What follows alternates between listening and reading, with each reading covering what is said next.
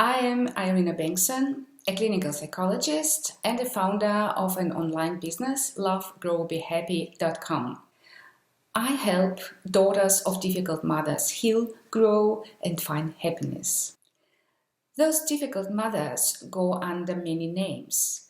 You may know them as self-absorbed, self-centered, self-focused, distant, critical, rejecting, self-involved, or emotionally immature.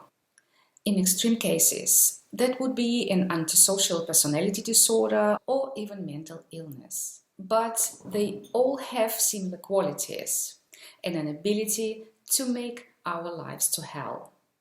My guest today is Jette Simon, a director of Washington, D.C. Training Institute for Integrative Couples Therapy and a director of Danish Center for Emotionally Focused Couples Therapy, a Jung professor.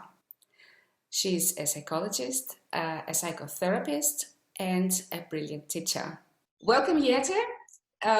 Nice to meet you again. Is there something I forgot to say about you? No, it's perfect. It's perfect. Thank you.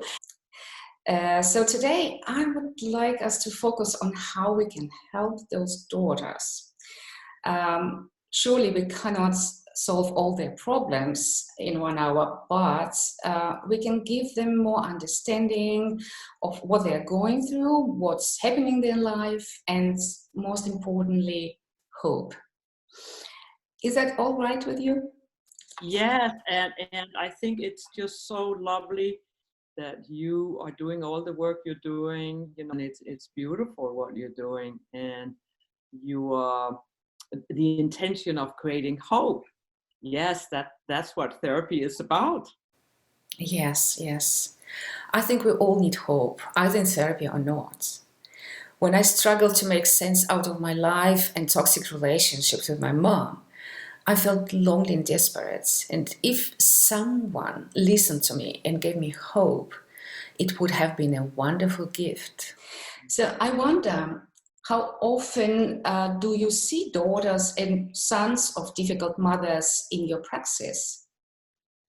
When I think about the term difficult mothers, I think about it as that they have behaviors that triggers deep vulnerabilities and pain. So the way I think about it is on a continuum from, a mother, I'm a mother, that I'll do something that's activating some pain in my daughter, to the very extreme. And it's often around ignoring boundaries. It's hard for them to listen. As you said, they criticize or they compete. And the behaviors has a huge impact on their children. So in most of the couples that I see, there are certain needs and longings that never was met or was met in a poor way, that is still in there as needs and longings, and that will have an impact in their present relationships. So, there's one level where we all influenced by what happened. Every couple that comes in will have a story that consists of pain, happiness, joy, that can get activated in the present relationship. So it's almost like, yes, every couple has a story, but then you can look at the pain on a continuum. And some people, have been so traumatized by their parents and their mother's behavior. Traumatized either because of multiple moments where they needed their mothers to see them and be with them, and they didn't experience that. So the relationship was unsafe, and that unsafety gets activated in their present relationship. Or they live with this feeling of not being seen, being abandoned, rejected. And all these emotions can get activated in the present relationship, not because the partner wants to activate it, but it happens. So how often do I see couples that have had difficult mothers?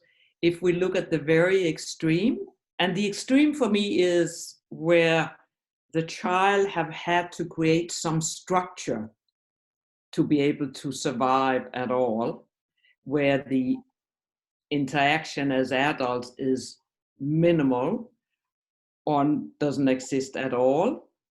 Of course, that's less, fortunately. Uh, but to some degree, we all have our stories about not being heard, seen, listened to, where we have felt very vulnerable as children and we were alone. Yeah, absolutely. Yeah. Then no perfect parents. Everybody make mistakes. Some Yes. just make more mistakes than others. Exactly. And when you unpack the parent's story, because I do see a lot of families, and that's actually the good news, that there are parents, mothers today who are very eager to look at their own contribution. And when you begin to unpack their stories, there is a trauma story there too. Yeah, absolutely. Absolutely. We are talking about generational problems. So this is not perfect relationship with our parents, our mothers. How do they influence our lives and our adult relationships? Right. Well, in many ways. Um, there can be the deep level of that it's hard to trust a partner, right? Because there is no inner experience of showing vulnerability and then being seen or heard or listened to. The reverse is often the case, that you felt alone or even isolated. It influences a lot. And how it influences is, here's an example from a couple I saw yesterday where he turns to her and he says, I do want to be with you. There's a 15 seconds where she takes it in,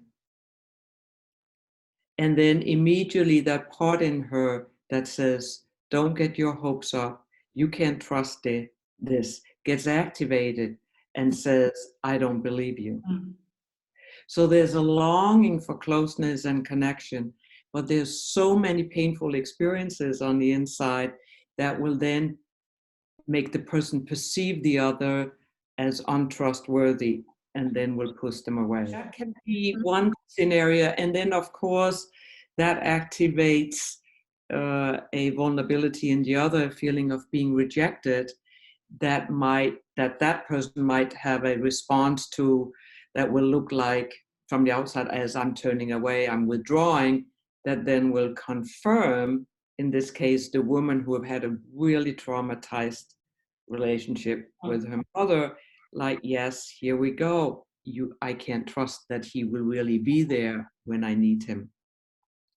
So when we're out on the extreme, it doesn't take so much to activate the pain. Yeah.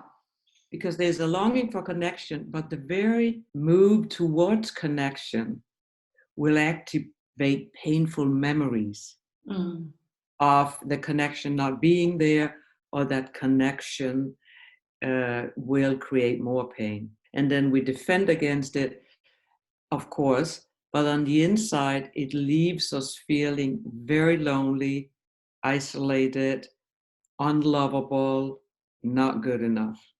Yes, we have a lot of difficult feelings that we have to process, and skills we need to learn because we didn't learn it from our parents. They didn't possess them either. So it is a generational problem because there are different behavioral family patterns that has been passed from one generation to another, like an old suitcase. And unfortunately, there is a chance that we also will pass this behavioral patterns to the next generations, to our kids. And we definitely don't want to do that. But how does it really happen? Well, usually we repeat the old behavioral patterns unconsciously until we learn more about ourselves and our families and begin to better understand what is going on. But then we start to worry about becoming like our mothers. As one woman wrote to me, I have to stop myself from making the same comments, actions, and gestures that my mother did to me. And interestingly, some choose the exactly opposite of what their mother did, believing this is the answer, this is the solution. Do you also hear sometimes, I'm nothing like my mother? But is she really? What do you think about these two ways of coping? What's the best way to break a circle of generational abuse? Right. I do hear that. And so it's like abuse and trauma creates patterns, internal patterns and patterns externally in relationships. And what we sometimes are blind for is how the difficult parent, in this case the mother, got internalized. So that there can be a way in which, even though we might not be aware of it, we actually begin to treat ourselves exactly the way the mother treated us. And she might, like one woman, she's in her 40s, she came in with her mother who's in her 70s, and the mother in her 70s says, I'm nothing like my mother. But from the daughter's perspective, it was very, very different. Mm. So the very behavior that we watched, that we want to get away from, also get in there. There's like this critical part in us that keeps saying, it's better to give up yourself and please your partner than risk losing the relationship. Yeah. Mm. So you can either, become the pleaser, but on the inside, that very voice that says you need to do this is a critical voice that's often related to what you heard from your mother. Don't be that you should give up yourself. No, you don't have the right to take up space here. That thought is not a good thought. And because relationships are so important to us, we can either give up parts of ourselves in order not to lose a partner, right? Mm. So that you maybe you marry a person who in many ways can come across as narcissistic, self-absorbed, and you give them everything to avoid conflict. You say, oh, it's okay that you have an affair. Oh, it's okay, you know. Yeah. It really comes out of the fear that if you were clear about your own needs and longing, that person would not be able to love you. So, and that voice is very much related to the parental voice, right? Many daughters of difficult mothers, they don't feel like they are lovable, that Yeah, other people can love them. exactly. That's the big, big issue. Mm. That's where the deep pain and sadness is. That there's this deep, normal, natural longing to be loved that we all deserve, right? And for the person who didn't feel safe in the most important relationship, it's so risky even to express that need because they don't have the experience of that being safe. They either give up that need or try to hold it back. And on the outside, they might please, or they get extremely critical. So the very moment that they experience that their partner is not there, they will protest. Mm. And they might say the protest is nothing like my mother did it. But from the other side, the partner will often experience it as critical or Mm. even abusive. And what gets lost there is that the protest is really a way of saying, hear me, see me, love me. Yeah. But the very way we express it, because of the old experience, pushes the other person away. And then both people ends up on these islands where they sit there lonely and isolated, right? And there is no Yeah. bridge between the two of them. And for some people it can be really stormy. It feels like you're on a stormy ocean without no life vest. But what we have to remember is that needs and longings are totally normal and human. We all have them. And when we grew up with very difficult mothers, we couldn't express those needs because, oh, we tried to maybe, but they didn't get met. No, no. Mm. Yeah, Mm. they're still there. Yeah, but they're still there. It makes so much sense that adult daughters of difficult mothers are having relationship issues in their lives. Even when they find a good partner, not abusive partner, they suffer. Yeah. And sometimes, for example, a woman tries hard to be a good mother and a good wife, to respect, as one put it, to respect my daughter's personality and needs, but they don't know how. How can we become better partners, better parents, and stop this mutual suffering? Right. Yes. Yeah. And we all just wish we could take it away in a split second, right? Because it creates such pain. And I think the first piece is to validate it. How could that not be the case with what you have experienced? To normalize it. And also to help people understand it's just a part in them. It's not all of who they are.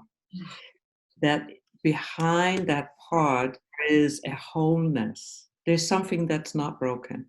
And that there is a wholeness behind that we need to help the person create more space for, so that they can begin to practice, compassion towards the part in themselves that in a way might still be sitting looking for the good parents to come back, and they're not coming back. And Yeah.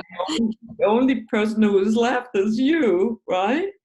Is you, in a way, to begin to care for that part who lives with such suffering that might even have a hard time trusting you, your capacity to love it. Mm. So it's like keep visiting that part that feels unlovable and keep sending, compassion. And over time, through practice, there will be more space around it so that that part doesn't completely take over and run your life. Everybody has a wholeness. It's interesting that even when you didn't get the mothering you needed, there is a place in you, your heart, that totally knows how to love. And what can happen is we go up to thinking, we begin to think about it. Mm. That takes us into all kinds of distractions. But as we move more into our bodies and we really feel the wisdom that comes from there and let our heart inform our actions through practice and through a hand from a therapist or a partner or friends, Mm. we can begin to trust that our love is actually extremely important for our children and for our partner, that we are important to somebody and that we're worth loving. Because that's the other piece, that for some women that I've spoken to, it's hard for them to trust that they have something good to give. You help them see it. In therapy, you pause it every time you notice that and you say, look at what you just said. Mm. Yeah. See what you just did. Huh. Is there something people can do on their own? Because not everyone is in therapy. Can they still help themselves to find that part that is whole, that is not broken, and reconnect with that? Is it the same as to say inner child? Can it be the same part? Yeah. Yeah. I mean, you could try it out, a practice for 3-6 weeks. Maybe it's just a couple of minutes a day. Maybe you have pictures of yourself growing up that you can relate to, so that you can kind of see that part a little bit on the outside, and you can then move from your head into your heart and just let the heart speak to it, to the picture. Mm. right? Or if you have children, pictures of your kids, just let the heart speak to the child. Mm. Yeah. Uh, and then just notice the sensations as you do that. Often what comes up is a lot of grief and Yeah. sadness. Yeah. And you're with that for a little bit. And as you're with it, you will over time also create more space around it so that these emotions, that you can welcome all the emotions, anger, sadness, joy, and you don't have to push it away. Because that's what creates the pain, is when these emotions are overwhelming us. What gets lost is the needs and longings that are embedded in the emotions. Yeah, you're actually answering my next question about how do we learn to manage our difficult emotions? Because when we understand finally what's going on, it hits us hard. And many react with anger, sadness, and we have to cope with these difficult emotions. And many people just don't know how. So that's great what you're saying, that we should accept these feelings and not try to avoid them. Exactly. So, I might start with just validating what you just said. Just, of course, you want these emotions to go away. Of course. Because when they came up early in your life, you didn't get a hand. Mm. There was nobody who gave you a hand there. And we all need a hand when these intense emotions gets activated. And they're all normal. And we are here to say we want to welcome all these emotions: anger, sadness, joy, happiness, whatever it is, welcome them. And we want you to visit with them without it feeling overwhelming. And if it does feel overwhelming, you do need a hand from somebody. That's where a good therapist comes in, right? Right. Yeah. Mm. And that would be normal too. How could you not need a hand? Because nobody ever taught you or were with you Yeah. when all these emotions came up. That's normal. I would need a hand if I feel really, really vulnerable and sad. I need a hand. So we have this acronym that's ARE. Are you there for me? Are you accessible? Will you respond to me? Will you engage with me? And that's exactly what these daughters didn't experience. So we're trying to activate that from the inside. But Mm. we also need people from the outside, that when we're vulnerable, that we know they'll be there and they'll engage with us. Exactly. Over time, your nervous system will begin to get less scared when these emotions comes up. Mm. It's often, the fear that I can't handle it, trying to make us either shut down or makes us behave angrily towards others, because on the inside we feel so desperate. Yeah. Mm. And Mm. those are the times where we really do need somebody to be with us. When we're most desperate, feel most unlovable, feel the most that we're not good enough. Yes, absolutely. I agree. It's a tough feeling of not being good enough, not being lovable. And I absolutely agree about therapy. It's extremely important at some point, and it can be difficult to work with these feelings on your own. And therapy can be just the right move. I have been in therapy. It truly has been an eye-opening and healing experience. Unfortunately, I often hear from my readers and clients that they have been in therapy, sometimes for years, but they still feel angry and overwhelmed. And I couldn't help myself thinking that they probably didn't find the right therapist. We connect better with some people than with others. I even recently wrote an article to help people to find the right therapist for them. That's the other piece. There is a healthy anger that says what happened back then was not right. Mm. Was not right. It really was not right. Mm. Yes, yes. Yeah. the boundaries were violated, it wasn't right. That's a healthy anger when it's directed towards what happened. Where it gets hard is when that anger comes out in relationship that's not related to that story. Yeah. So what you're saying is that there is a healthy anger that is connected to something that happened to us, and there is another anger that comes from the inside and is not connected to our past or to our story. It makes so much sense. And that brings me back to the relationships. The daughters of difficult mothers often experience relationship difficulties with their kids and with their partners. There is a saying, you must feel yourself before you can feel others.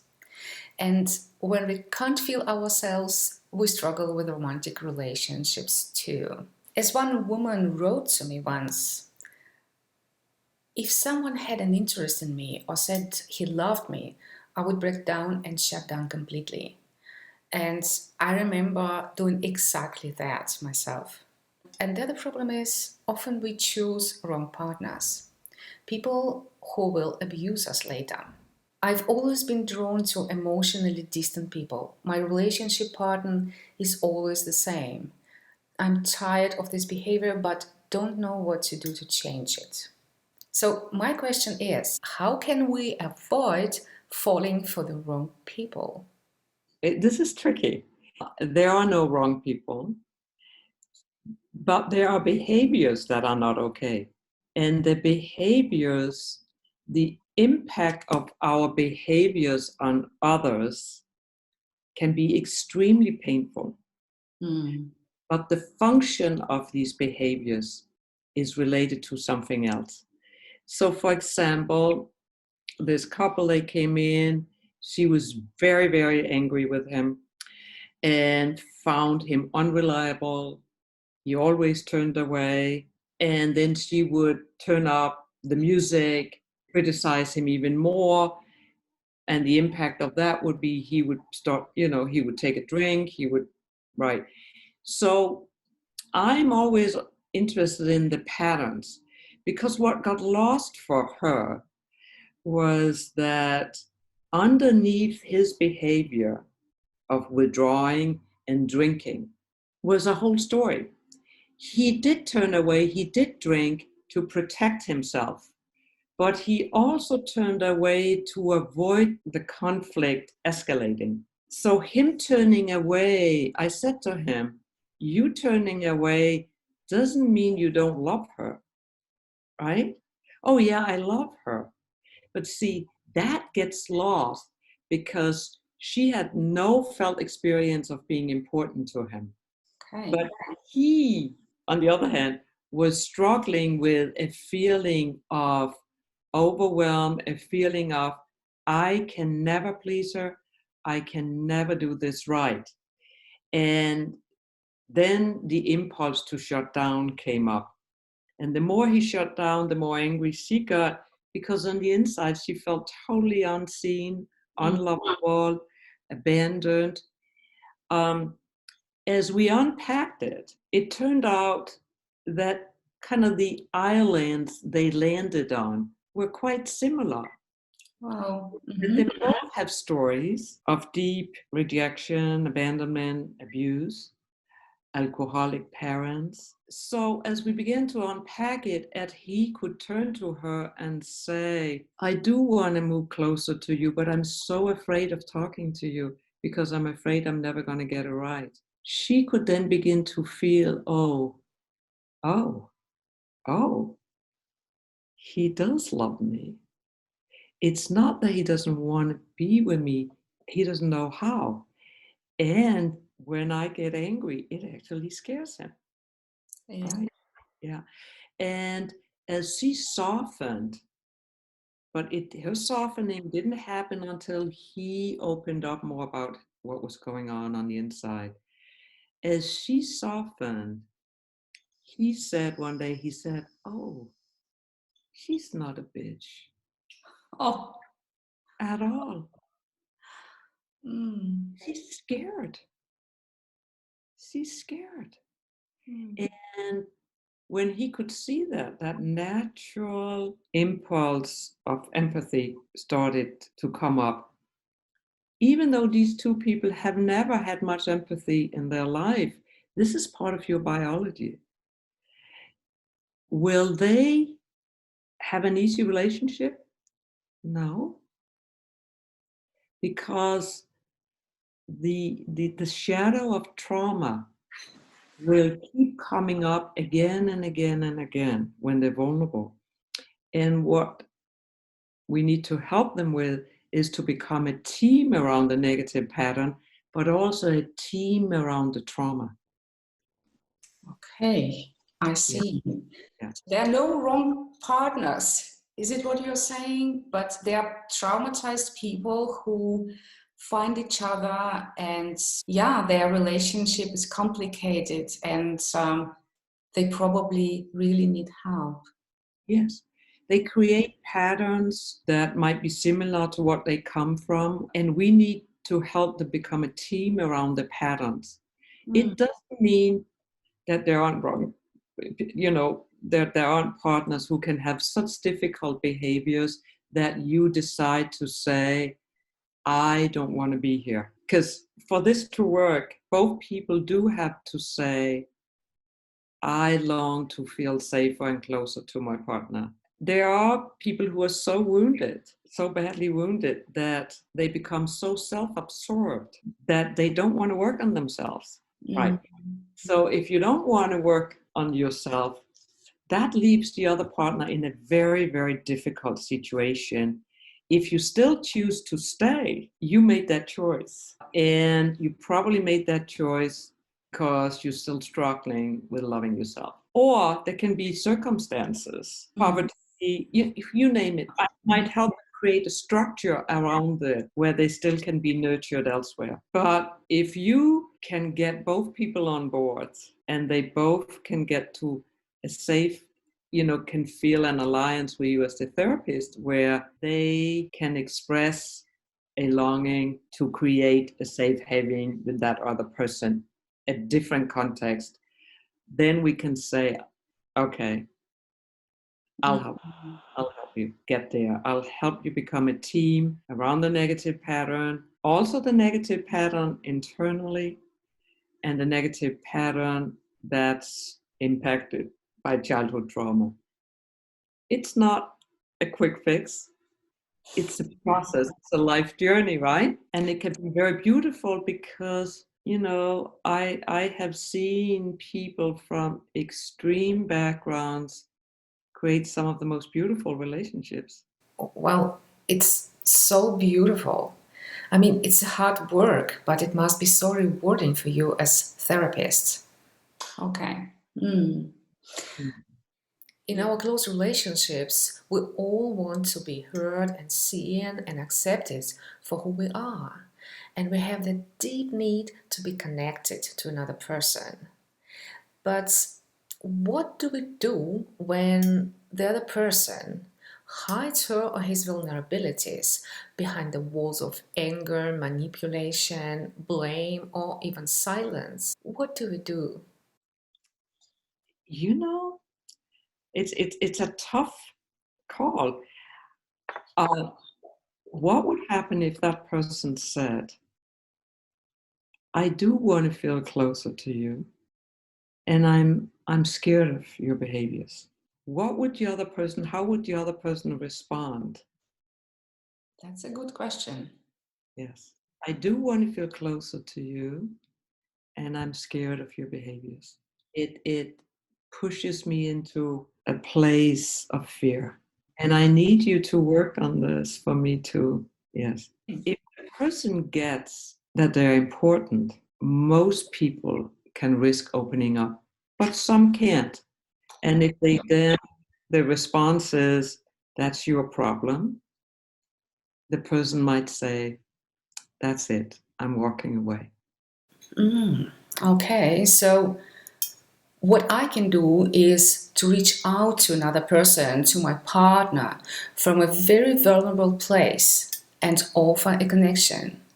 And if the answer is, I'm not interested or I'm not available, then I should probably start thinking if this relationship is worth of my energy.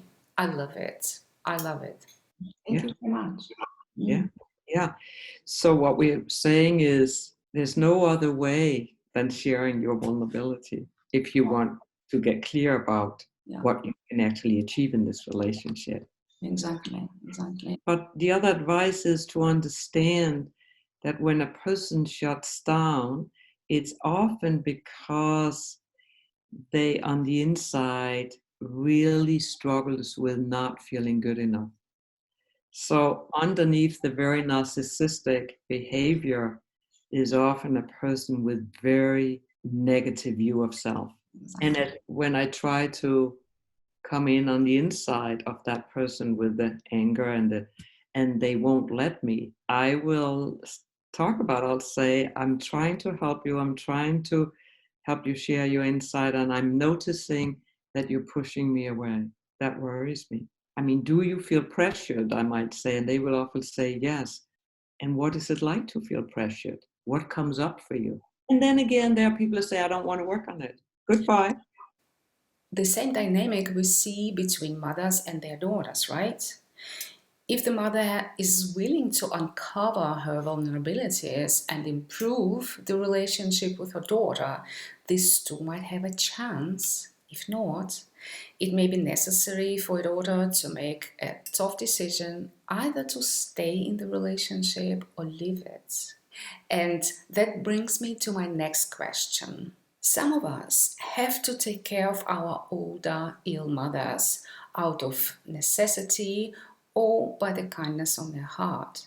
Not an easy decision for any of the parts, especially if it happens after a minimum or no contact between the mother and her daughter. So, how can we make this experience less painful and hopefully more enriching, even growth promoting journey? You know, one day we'll be there ourselves. We'll be old ourselves, right? And we'll need care. I mean, it all also depends on context because some people have privilege and they can create a structure around it where they don't need to be sitting at the bedside, right? For other people who don't have that privilege, they might not have a choice. And, some people, they struggle with, do I have to forgive? I think it's equally healing to say what happened wasn't right.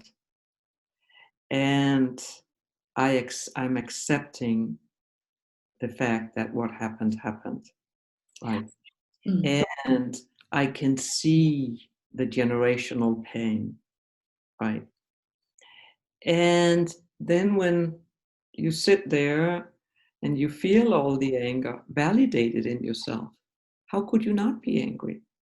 Because you did lose out on a lot as a child. You do the self-talking. Another opportunity to love the part in yourself that's still feeling the pain. Mm. I see. So it's a little bit a continuing that talk with the part Yeah, inside you, but maybe this time with the part that was injured. yeah, Yeah. yeah. Hmm. And that so that we can be with it in an honest, authentic way. And it's a big order to care for the one whose behavior hurt you the most. It's the highest level of spiritual practice. And I think what often can come up that might be the biggest enemy is guilt. If I don't do it, work through the guilt, through the anger, and oftentimes underneath all of that, there is a place where you can love your mother, Mm. yeah, or some aspects of her. Yes, yes, that's exactly what happened to me. At the very end of my mom's life, I found a woman who was loving and caring and whom I always wanted her to be. And that loving woman helped me break through anger and bitterness and forgive her completely and effortlessly. But I was lucky, I guess, and I know many women struggle with forgiveness. Some insist that it's necessary to forgive in order to heal, and that makes some of us feel wrong if we can't. But I keep telling people struggling with forgiveness that they need to relax and don't make it their priority because it's not. And even if forgiveness won't come, you can still heal. Yeah, Mm. yeah. And the other thing is that before you make your final decision to go no contact, leave your parents, leave your mother, and never look back, please remember that leaving an unresolved relationship may ease the pain at the moment, but it will not heal you. When you break the relationship, it's so much more likely that will continue into the next generation. They, in some form, can work on that. You've done so beautifully, the anger, and validate that in yourself. Something can shift. So, in order to heal, you have to work with your relationships in one form or another, with your mother or alone. You have to validate your feelings, and then something will shift. That's the only way. Yeah. Yeah. Yeah. Well, at the end, I would like to talk about something lighter. I would like us to talk about joy. As Buddhists say, joy can be found everywhere. And I believe that to be true. Healing is a process, and we don't have to wait until it's done to enjoy our lives. What we need is to find and bring more joy into our lives. And I believe that one way of doing it is through bringing more smiles, laughter, and self care, self kindness, and genuine connections to other people. These small moments of joy help us relax and feel at peace. They give us the energy and courage to go on. Just like dancing around the room to a rhythmic music, or singing, or taking a bath. Do you have any thoughts on what people could benefit from outside a therapy room? That also could help those who are not in therapy, that could make their everyday life brighter and help them heal? I love what you already said. I think that that's so beautiful because there are so many opportunities in everyday life to feel a connection, even with a stranger. So one guy I was working with that didn't make eye contacts, and he came up with this little practice for himself that he every day he went to Starbucks for coffee. And I said, so tell me about the person that serves you the coffee. I don't know who that is. Oh. So the first step was that, and he literally went there every morning, that he would actually make eye contact so he could see the person. And then he would just notice what that was like. And very quickly he moved to, how are you? And then he would start getting a response. And then comes the smile. And then, how are you, Michael? Right? And slowly something shifted. And it was just to go to Starbucks to get the coffee, it was to make a connection, right? Exactly. Mm. So when you walk, right now I'm sitting here in New York, you walk on the street, there are many opportunities for connection. Yes, but we need to take a step, right, to reach Yeah, out to people. We can't just sit and wait; they come to us. exactly. Yeah, you need to, oh, hi to your neighbors, right? You go Exactly. to the grocery store, you make a connection with somebody, right?